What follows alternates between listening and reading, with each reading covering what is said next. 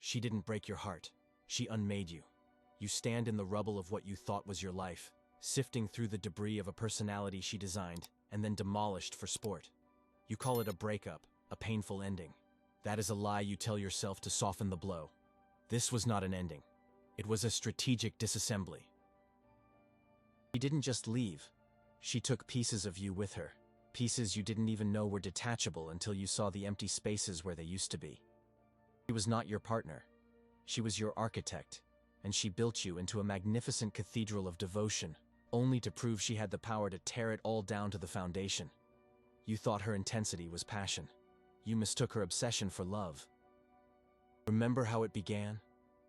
The world was a dull, gray hum of background noise, and you were a ghost moving through it, unseen, unheard. You craved recognition not as a desire, but as a proof of existence. Then she appeared. She didn't just see you. She pierced through the fog of your insignificance with a gaze so focused, so absolute, it felt like the sun choosing to rise only for you. She mirrored your deepest thoughts, finished your sentences, and celebrated the very quirks you kept hidden from the world. She placed you on a pedestal so high the air was thin, and you mistook the dizziness for euphoria. This, you told yourself, was a soulmate, a cosmic connection. In reality, it was the meticulous baiting of a trap. He was studying you, learning the load-bearing walls of your ego, mapping the fault lines in your confidence, and identifying the core insecurities that held you together. She wasn't falling in love with you. She was performing a reconnaissance mission on your soul, and you welcomed the invasion. You gave her the keys to every room, the combination to every vault, because the validation she offered was a drug more potent than any you had ever known. The void inside you, that quiet hum of being not quite enough, was finally silent, drowned out by her constant, deafening adoration. Pedestals are not built for comfort. They are built for a better view of the fall. Shift was so subtle at first, you barely noticed it. A joke that landed a little too sharply at your expense in front of her friends. The story you were telling that she interrupted, not to add to it, but to correct a trivial detail, positioning herself as the arbiter of your own memories. She would create a problem out of thin air, a storm in a teacup, and then praise you for being the calm in her chaos, making you feel essential to her stability, while she was the one actively destabilizing you. This is the art of gaslighting, to light a fire, and then congratulate you for not noticing the smoke. Think back to that specific moment. You know the one. The moment the illusion shattered, and you saw the cold machinery operating behind her eyes. Perhaps it was at a dinner party. You were holding court for once, feeling confident, telling a story that was earning genuine laughs. And then you saw her look. It wasn't a look of pride. It was a look of assessment, a flicker of annoyance that the spotlight had drifted even for a moment from her. You waited for your punchline, and just before it landed, she let out a small, theatrical sigh and turned to the person next to her, whispering something that made them both glance at you with a kind of gentle pity. The energy in the room shifted instantly. Your story died in your throat. You were no longer the charismatic partner. You were the choken out of turn. Later that night, when you tried to ask her what happened, she would feign confusion. "What are you talking about? You were being so charming. You're just being insecure again. Don't ruin a perfect evening." She didn't just neutralize your social value. She made you believe that the act of noticing your own demotion was a character flaw. You were being punished not for a mistake, but for your own awareness. The great philosopher Friedrich Nietzsche wrote, "That which is done out of love always takes place beyond good and evil." You believed your dynamic was about love, so you accepted things that existed far beyond the realm of respect, dignity, and sanity. But you misunderstood the quote. She was the one acting out of a kind of love, a love of power. Her actions were not driven by affection for you, but by the intoxicating feeling of control she derived from your emotional state. She was operating beyond your moral framework of good and evil, right and wrong. She was operating in the realm of pure, unadulterated will to power. You were simply the territory on which she waged her campaign.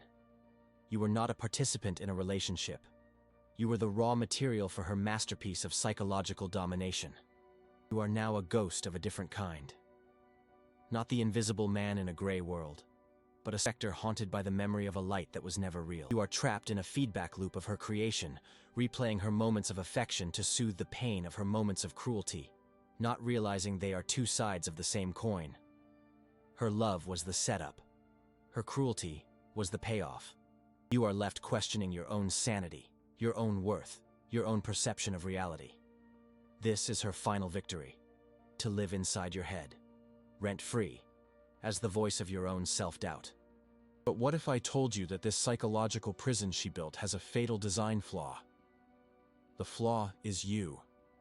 More specifically, the man she thinks you are. The man you have been until now. The path to freedom is not about fighting her, reasoning with her, or exposing her. That is still playing her game. The path to true, unshakable power is to become a man she is psychologically incapable of manipulating. It requires you to burn down the version of yourself that needed her validation, and to forge, in the fire of that self-immolation, a new man whose sense of self is an impenetrable fortress. This is not about recovery.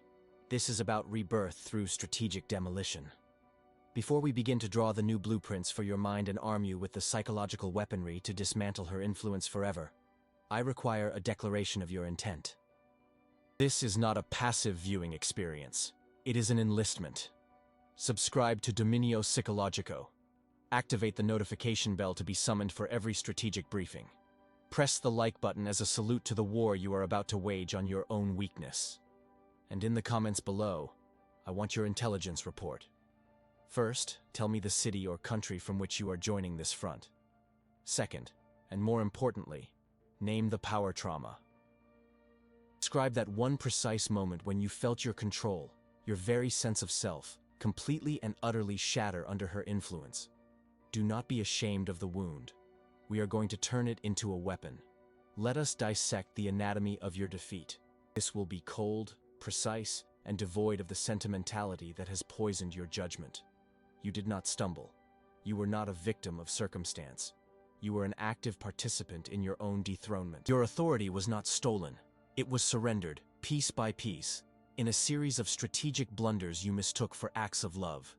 This is the diagnosis of your fall, and you will listen without flinching, because understanding the mechanics of your failure is the first step in building the machinery of your return. The process began not with a bang, but with a whisper. A single, seemingly insignificant act, the emotional concession. Remember that moment? It was likely early on, when the pedestal was still high and the adoration was intoxicating. She presented a test, a small probe to gauge the permeability of your boundaries. Perhaps she expressed displeasure at a hobby you enjoyed, a friend she didn't like, or a plan you had made for yourself. It was framed not as a demand, but as a vulnerability. It just makes me feel a little insecure when you spend so much time with them. Or, I was just hoping we could have the night to ourselves.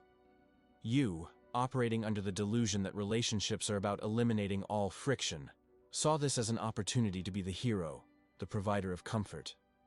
You saw a problem to solve for her. You failed to see the strategic maneuver. You conceded. You canceled the plan. You distanced yourself from the friend. You put the hobby on the shelf. In that moment, you taught her a critical lesson. Her feelings are a lever that can move your world. Yielded. She won. That first concession was the first brick you willingly pulled from your own fortress wall, creating the very breach she would later storm. From this single breach, the infection of weakness spread.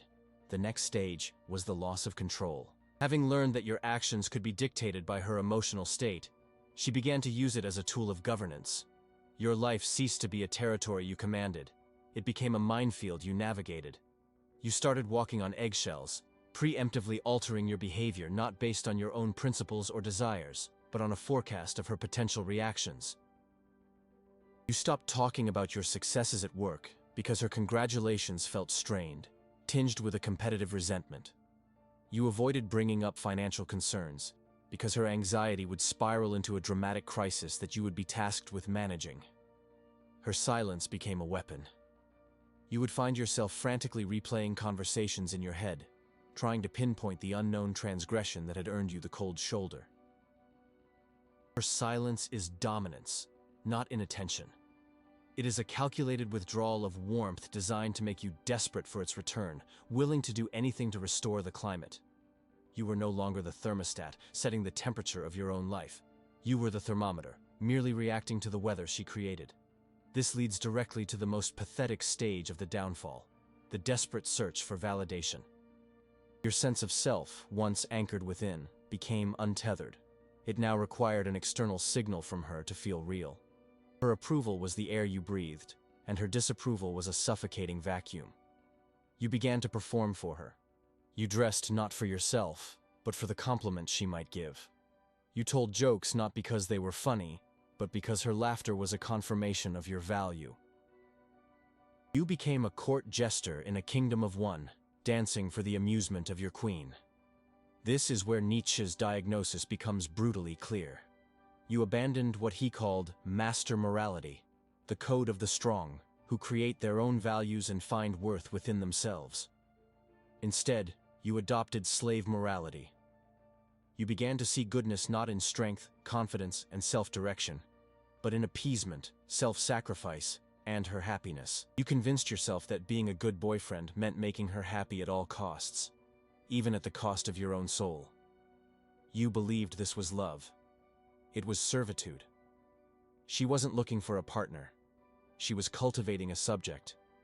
And you volunteered for the role with a desperate eagerness, because the void inside you was so vast that even a tyrant's attention felt like salvation. Once your self-worth was fully outsourced to her, you entered the terminal stage. Affective dependency. You were now an addict. The cycle of idealization and devaluation was your drug.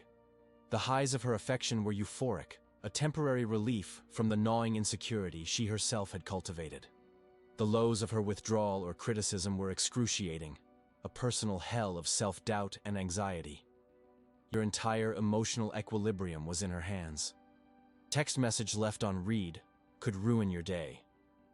A small backhanded compliment could feel like a lifeline. You organized your life around maintaining the supply of her affection. You became terrified of conflict, not because you feared the argument itself, but because you feared the withdrawal that would follow. This is the codependent's nightmare. It is a prison where the bars are made of your own neediness, and the warden is the one who strategically provides and withholds the very validation you need to survive. You were trapped, and the most insidious part is that you believed you were holding the key. Only you could figure out the right sequence of actions, the right words, apologies to please her. The final humiliating act of capitulation is what you mistook for communication, breaking the silence. Not her silence, but yours. It's the moment you finally crack under the psychological pressure. You plead with her. What's wrong? What did I do? Just talk to me. Why are you treating me this way? You think you are seeking resolution. You think you are fighting for the relationship. What you are actually doing is kneeling before her throne and begging for clarity. You are explicitly stating, you have all the power. Your reality is the real one, and I am lost without your map. Please, tell me how to behave so that I may once again be worthy of your favor. When you asked for forgiveness for a crime you didn't commit, you signed your surrender. You confirmed her frame. You validated her power. You handed her the official deed to your psychological state. You were not a man seeking understanding.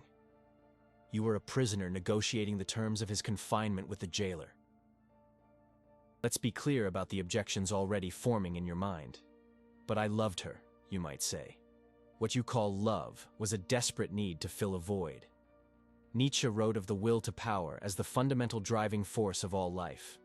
Your relationship was not a union of two souls. It was the collision of two wills. Hers was a will to expand, to dominate, to control. Yours was a will to submit, to be validated, to be completed by another. She acted, and you reacted. That is not love. That is a predator-prey dynamic. Another objection. But relationships are about compromise. Do not insult the concept of compromise by confusing it with your unconditional surrender. Compromise happens between two sovereign powers who meet in the middle. You abandoned your sovereignty at the first sign of conflict. You didn't meet in the middle. You moved your entire capital city into her territory and prayed she wouldn't burn it down. The fall is not visible. It does not happen in a single dramatic fight. It happens in the silences. It happens in the hesitation before you speak your mind. It happens in the 1,000 tiny yeses you uttered when your soul was screaming no. It happens when you apologize for her feelings. She tested you and you failed. Not once, but repeatedly. Each failure was a small, almost imperceptible transfer of power, until one day you woke up and realized you were a guest in your own life. She wasn't a monster. In a way, she was more honest than you were. She was honestly expressing her will to power. You were dishonestly pretending your weakness was virtue. No one is coming to save you. Your friends might see the symptoms, but they cannot diagnose the disease.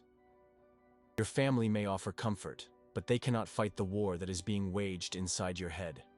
The responsibility is yours alone. The first step in this war is to see the battlefield for what it is. It's time to stop mourning the loss of a love that never existed and start analyzing the strategic failures that led to your occupation. Before we proceed to forge the weapons, you will need to reclaim your mental territory. You must make a conscious decision to enlist in your own liberation. This is not a request. It is a command. Subscribe to Dominio Psicologico. Activate all notifications, because every video is a strategic briefing you cannot afford to miss.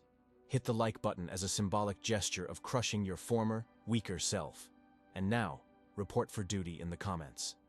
I want you to answer this with brutal honesty. What was the one lie you told yourself to justify your first major concession to her? What was the excuse you used to mask your own cowardice? Acknowledge the lie, and you begin to reclaim the truth. The truth is, you were not a victim. You were a volunteer, and your service is over. There is no going back for the weak man. There is only the building of the new. Let this be the first principle etched into the bedrock of your resurrected mind. The man who endured her reign, the man who pleaded, rationalized, and broke, is dead. You will not mourn him. You will not honor his memory. You will treat him as a casualty of war, a necessary sacrifice on the path to victory. His sentimentality was a liability. Hope was a tactical error. His love was an act of treason against himself. The reconstruction you are about to undertake is not a process of healing. Healing implies a return to a former state of health. That state was flawed. It was vulnerable. It contained the very seeds of its own destruction. We are not healing. We are engineering. We are raising the compromised structure to its foundations and building a fortress in its place. This is an old, methodical, and ruthless campaign, and your own weakness is the primary enemy combatant. Your first operational directive is a command of 3 parts: cut the excess, install silence, control the reaction. These are not suggestions. They are the inviolable laws of your new reality. Cut the excess means you perform a strategic amputation. She's a gangrenous limb, poisoning your entire system. You will sever all contact. This is not the emotional, dramatic act of blocking her on social media while you secretly hope she notices. This is a complete and total operational blackout. You will delete her number not to forget it, but to remove the temptation of a single moment of weakness. You will purge your digital life of her ghost, not out of anger, but with the dispassionate precision of an archivist removing corrupted files. You will alter your routines and patterns to ensure zero possibility of accidental contact. Not about running from her. It is about erasing the battlefield. Her power over you was fueled by a single resource: your attention. By cutting her off, you are not just ignoring her. You are defunding her entire psychological operation. You are turning off the supply lines to her ego. You are starving the beast. The second directive, install silence, is the weapon you will forge in the void you have created. When she inevitably attempts to breach your perimeter with a text message, a call from a new number, a message through a mutual friend, you will meet it with the most powerful and unnerving response in the human arsenal: nothing. Absolute, deafening, impenetrable silence. Understand the psychology at play. Any response, no matter how cold or hostile, is a signal. It tells her, I am still engaged.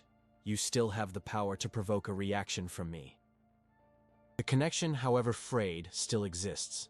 A response is a reward. It is a hit of the drug she craves. Silence, however, is a declaration of irrelevance. It is not a message of "I hate you." It is a message of "You do not exist." It is a psychological checkmate. You are not playing her game of emotional chess anymore. You are flipping the board over and walking away. Do not reconquer her attention. Replace it with a sharper silence. Let the void where your replies used to be scream your indifference louder than any words ever could. Be the absence that carries weight, not the presence that begs for validation. This leads to the third and most critical directive. Control the reaction. This not to your reaction to her, but to the turmoil within yourself. Addiction will scream for a fix. The ghost of your former self will whisper memories of the good times, the idealization phase, and tempt you with the poison of nostalgia. This is the insurgency within your own mind, and you must crush it without mercy. Friedrich Nietzsche wrote, "The individual has always had to struggle to keep from being overwhelmed by the tribe. She was your tribe of two, a cult with a single worshipper. Your struggle now is to establish your own sovereignty." Every pang of loneliness, every urge to check her social media, every moment of weakness is the slave morality of your past crying out for its master. You will observe these feelings as a general observes enemy troop movements on a map, with detached analytical coldness. You will not act on them. You will let them come, and you will let them die of starvation, denied the fuel of your action. This is the essence of self-mastery, to become the dispassionate observer of your own emotional state, not its frantic servant. With the perimeter secured and the internal insurgency suppressed, you can begin the reconstruction of your empire. Your focus must now become total, aimed exclusively at the development of your own power across four critical hierarchies: the physical, the financial, the social, and the symbolic. This is not a revenge body or a desperate attempt to win the breakup. That is the thinking of the old man. This is the forging of a new reality, where she is not even a relevant variable in the equation of your life. The physical hierarchy is your foundation. You will treat your body not as a vessel for pleasure, but as a weapon system. Your training will be relentless. Your diet will be disciplined. You are not getting in shape. You are hardening your armor. Physical pain of discipline will cauterize the emotional pain of your past. Every drop of sweat is a purification ritual, washing away the weakness she exploited. The financial hierarchy is your liberation. Money is not the root of all evil. The lack of it is the root of dependency. You will become obsessed with your own economic sovereignty. You will work not just for a paycheck, but to build a war chest. Every dollar saved, every investment made, is another stone in the wall of your fortress. It is a declaration that you will never again be in a position where your stability is tied to the emotional whims of another. Financial power is the ultimate insulator.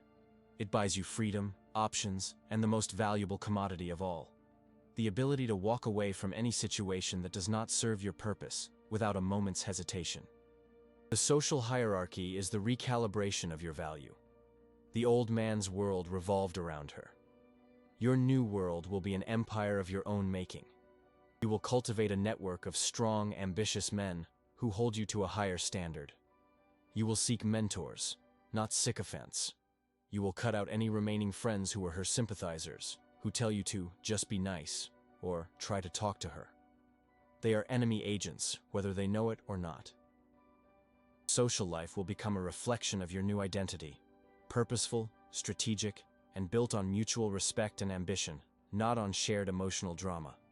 When you build a kingdom, you choose your court very, very carefully. Finally, and most importantly, is the symbolic hierarchy. This is the war for your own mind. You place her voice in your head with the voices of strategists and titans of history. Study.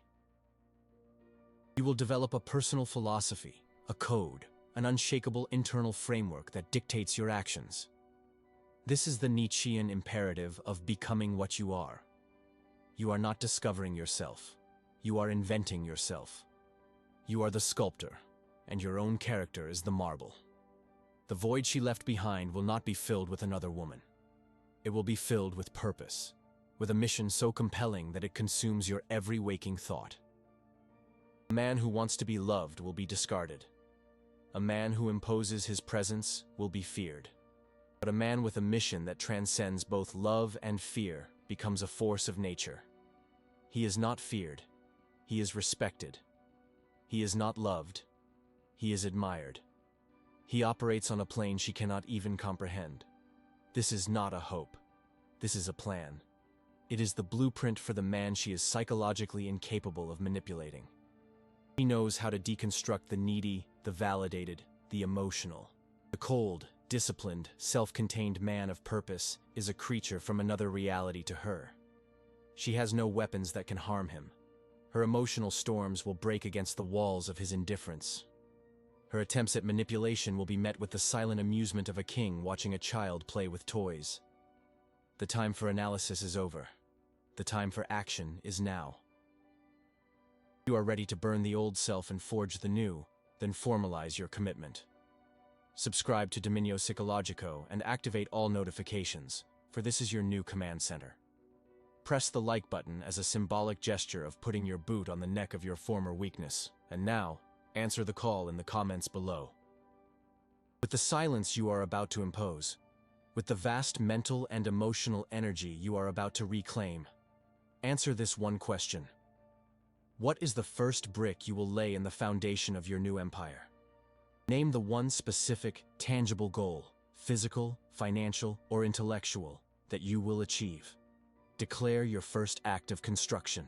The war is over. Not because a truce was called, nor because a victor was declared on the old battlefield, but because you have become the territory, the army, and the sovereign of a new world. The silence you have cultivated is no longer an empty space where her voice used to be. Living presence. It is the hum of the machinery you have built within yourself. It is the sound of your own power consolidating. Followed the directives. You cut the excess, stalled the silence. You mastered the reaction.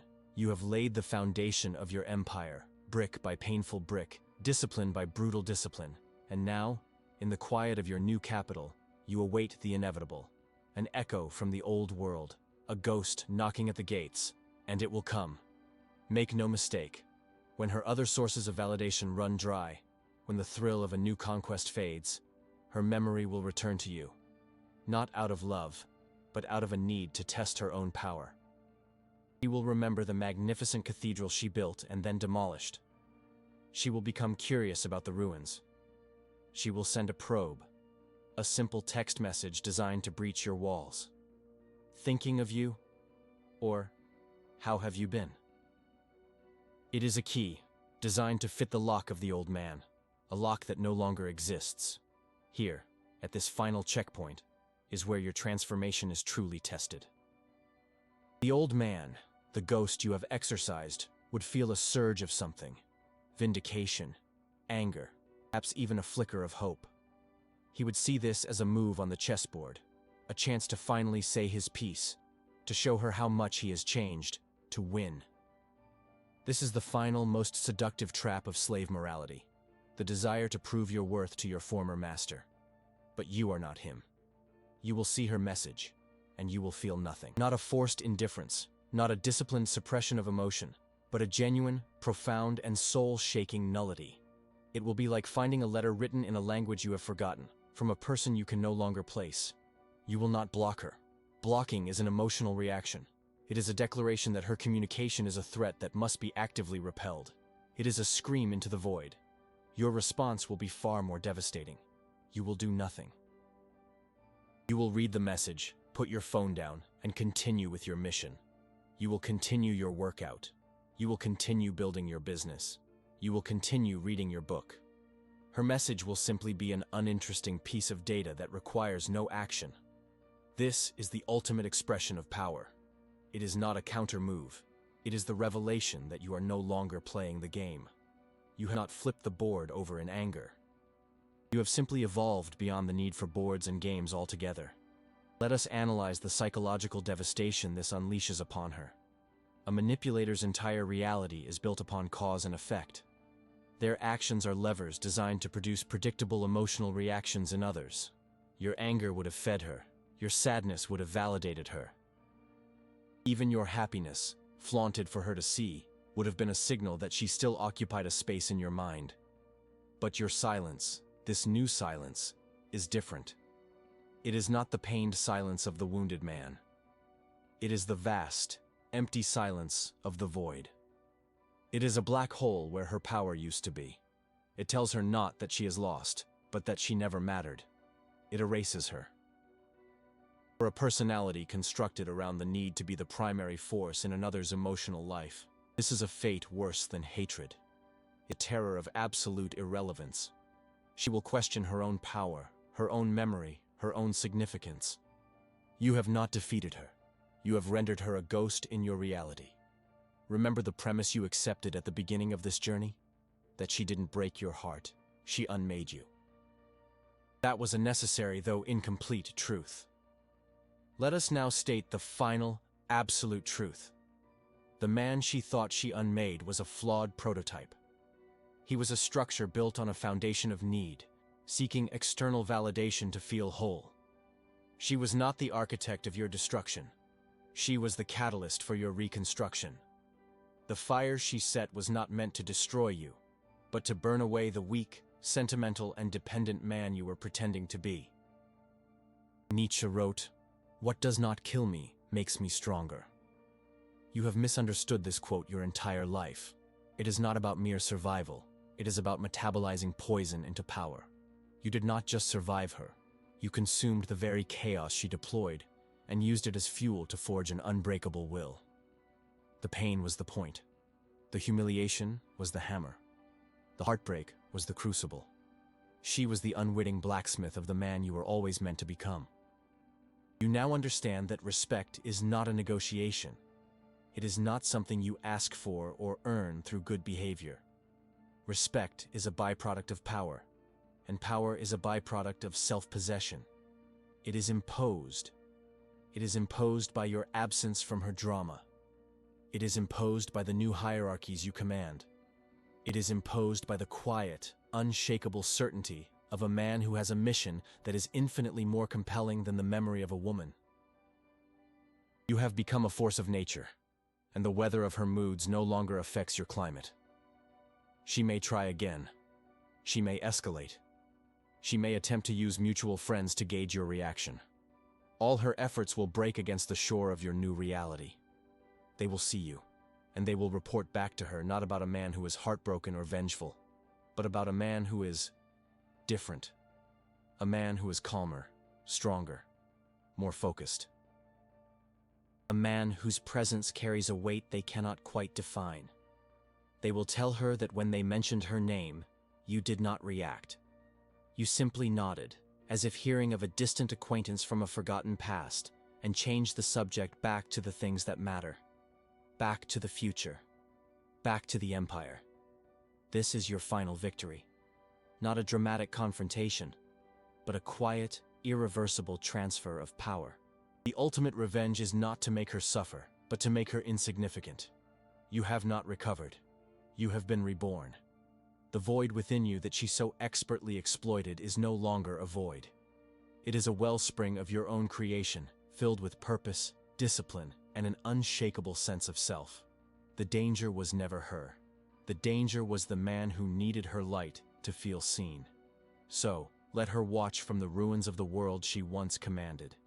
Let her wonder about the man who can live without her validation. Let her grapple with the ghost of a power she once held. Her chapter in your story is over, but your legend is just beginning. If you have truly understood this final lesson, if you are ready to claim your sovereignty not just for a day or a week, but for the rest of your life, then solidify your allegiance to this new philosophy. Subscribe to Dominio Psicologico. Activate the notification bell, for your education is never complete. Press the like button as a final definitive statement that you are the master of your own emotional world. And in the comments below, answer this one question with the cold clarity of your new self. What is the one thing you once saw as a weakness in yourself that you will now wield as your greatest weapon? The day she doubts who you have become, it will already be too late.